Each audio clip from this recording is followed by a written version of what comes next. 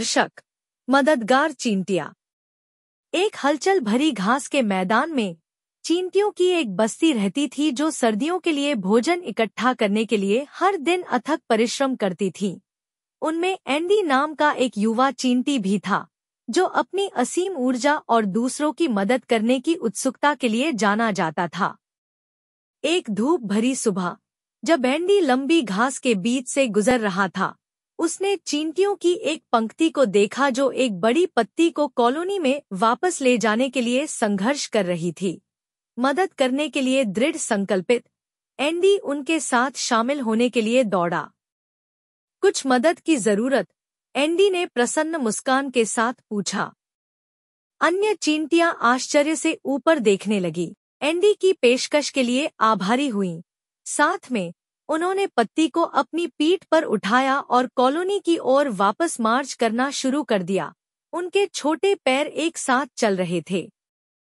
जैसे ही वे कॉलोनी के प्रवेश द्वार के पास पहुंचे, उनकी मुलाकात रानी चींटी से हुई, जिसने एंडी और उसके दोस्तों को भोजन के बढ़ते ढेर के बीच पत्ती जमा करते हुए दिलचस्पी से देखा।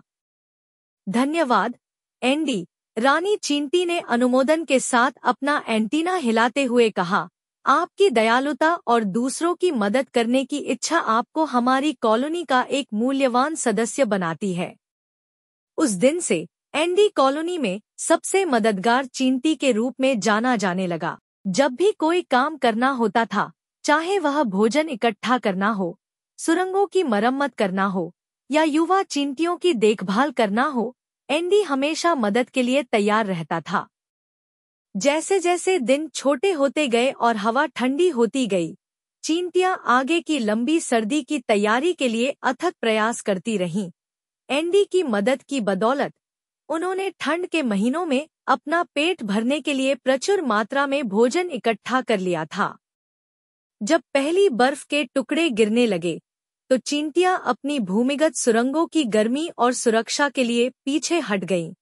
अपने आरामदायक घर में आराम से और सुरक्षित हो गईं। और जब वे एक साथ इकट्ठा हुए, अपने कारनामों और उपलब्धियों की कहानियां साझा करते हुए, उन्हें पता चला कि यह सब एंडी नाम की एक छोटी चींटी की दयालुता और उदारता के कारण है।